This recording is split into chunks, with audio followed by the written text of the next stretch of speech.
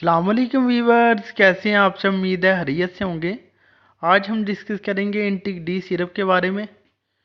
इंटिक D syrup जो है बच्चों के लिए कितना ज़्यादा हेल्पफुल साबित होता है।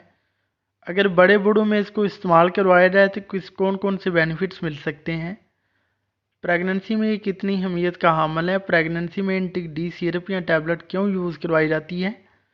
जो ब्रेस्ट फीडिंग मदर है उनमें कितना ज़्यादा ज़रूरी है। अगर उनमें यूज़ करवाया जाए तो कौन से बेनिफिट्स मिल सकते हैं।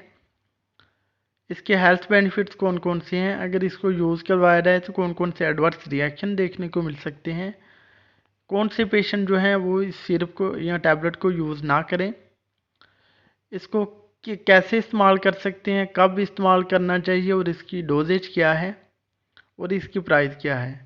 ये जो सारी डिस्कशन है वो मैं इंशाल्लाह इस वीडियो में करूँगा, तो आपसे रिक्वेस्ट है कि आपने वीडियो को लास्ट तक देखना है। चलें जी, शुरू करते हैं। दोस्तों, इसकी जो फार्मूलेशन है उसमें basically calcium, minerals and vitamin D शामिल होता है। एक बहुत ही अच्छा कम्बिनेशन फार्मूला है उन लोगों के लिए जिनमें कैल्शियम, विटामिन डी और मिनरल्स की कमी है। बच्चों में इसको यूज़ करवा सकते हैं रिकेट्स की बीमारी में। जिन बच्चों की हड्डियां टेढ़ी हैं, मुड़ी हुई हैं, उनमें इसको यूज़ करवा सकते हैं। जिन बच्चों के दांत कमज़ोर हैं कैल्शियम की कमी की वजह से, उनमें इसको यूज़ करवा सकते हैं। वो बच्चे जिनकी ग्रोथ बेहतर तरीके से नहीं हो रही क्योंकि उनमें कैल्शियम की कमी है, विटामिन डी की कमी है, तो उनमें इसको यूज़ करवा सकते हैं ग्रोथ को बेहतर करने के लिए। आपने अक्सर देखा होगा कि बच्चे रात को बहुत ज़्यादा रोते हैं, उनकी टांगें बहुत ज़्यादा दर्द करती हैं। उसकी वजह ये होती है कि उनमें कैल्शियम की कमी होती है, तो इस वजह से उनकी टांगें बहुत ज़्यादा दर्द करती है, थकावट का शिकार रहते हैं। तो अगर उनमें यूज़ करवाया जाए तो बहुत अच्छा रिजल्ट मिलता है। बड़ों की बात करें तो बड़ों में इसको यूज़ करवा सकते हैं various types of bones weakness के लिए। इसके अलावा इसको बड़ों में यूज़ करवा सकते हैं ऑस्टियोमलेशिया में, ऑस्टियोआर्थराइटिस जो गैंठी के दर्दों के मरीज़ हैं उनमें इसको यूज़ करवा सकते हैं। ऑस्टियोपोरोसिस जिनकी हड्डियां बुरबुरी हो चुकी हैं कैल्शियम विटामिन डी की कमी की वजह से, हड्डियां कमज़ोर हैं, उनमें इसको यूज़ करवा सकते हैं। जिनके दांतों की कमज़ोरी है, जिनको नाखून की कमज़ोरी है, उनमें इसको यूज़ करवा सकते हैं। इसके अलावा जो है जिनमें कैल्शियम की कमी है, मिनरल्स की कमी है, विटामिन डी की कमी है, उनमें इसको यूज़ करवा सकते हैं। प्रेगनेंसी की बात करें तो प्रेगनेंसी में जो है minerals, calcium and vitamin D जो है बहुत ज़्यादा मकदार में चाहिए होता है, तो बहुत ज़्यादा ज़रूरी होता है। तो इस वजह से डॉक्टर जो है इंटिक डी सिरप या टैबलेट यूज़ करवाते हैं ताकि बच्चे और माँ दोनों को फ़ायदा मिल सके। ब्रेस्ट फीडिंग मदर की बात करें, लैक्टेशन मदर की बात करें तो लैक्टेशन मदर को भी जो है minerals, calcium and vitamin D चाहिए होता है ताकि उसमें भी जो है इसकी रेशो मेंटेन रहे और बच्चे को भी बराबर मकदार में मिलता रहे। तो इस वजह से ब्रेस्ट फीडिंग मदर में भी इसको यूज़ करवा सकते हैं। बड़े बूढ़ों की बात करें तो जो एजड पेशेंट होते हैं उनमें इसको यूज़ करवा सकते हैं क्योंकि उनको जो वीकनेस का शिकार रहते हैं, थके थके से रहते हैं, कैल्शियम एंड विटामिन डी की कमी का शिकार होते हैं, हड्डियां कमज़ोर होती हैं, उनमें अगर यूज़ करवाया जाए तो उनकी जो है हड्डियों की वीकनेस दूर हो सकती है।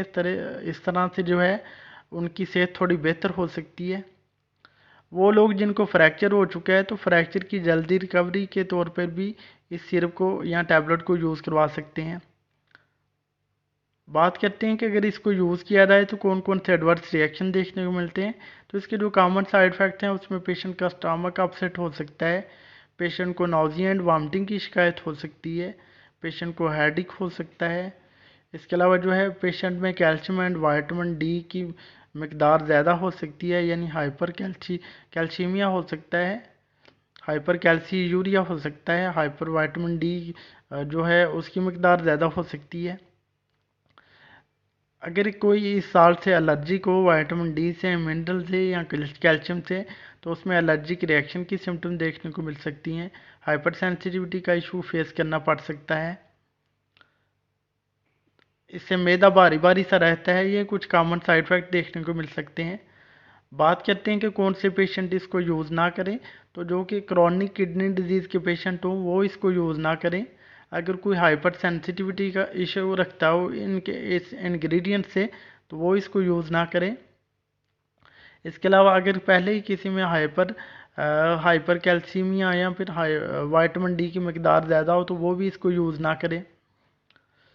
बात करते हैं कि इसकी डोजेज क्या है बच्चों और बड़ों में। तो बच्चों के लिए जो है 1 से 2 चाय के चम्मच जो है 5 से 10 मिलीलीटर रोज़ाना खाने से कबल यूज़ कर सकते हैं। दिन में 2 दफ़ा यूज़ करवाएं 1 से 2 चाय के चम्मच जो हैं। बड़ों की बात करें तो 1 से 2 खाने के जो चम्मच हैं 15 से 30 मिलीलीटर रोज़ाना खाने से कबल यूज़ करवाएं। दिन में 2 दफ़ा इसको यूज़ कर सकते हैं। बच्चों के लिए 1 से 2 चाय के चम्मच दिन में 2 दफ़ा और बड़ों के लिए 1 से 2 खाने के चम्मच दिन में 2 दफ़ा।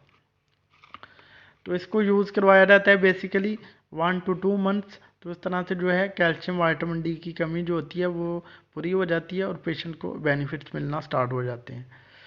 ये मार्केट में आपको एंटिक डी सिरप जो है 60 ml में मिलेगा एंड 120 ml में मिलेगा।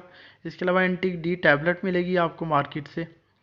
इसकी प्राइस की बात करते हैं तो जो 60 ml का सिरप है वो आपको मिलेगा 190 रुपीज़ का, 190 रुपये 60 ml की कीमत है।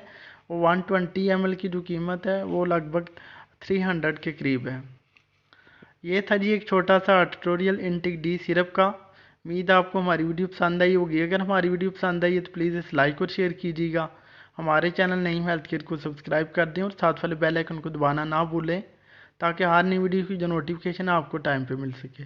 अब जा दीजिए अपने दोस्त नईम अहमद को। मिलते हैं नेक्स्ट वीडियो में। अपना ख्याल कीजिएगा। ओके जी, अल्लाह हाफिज़।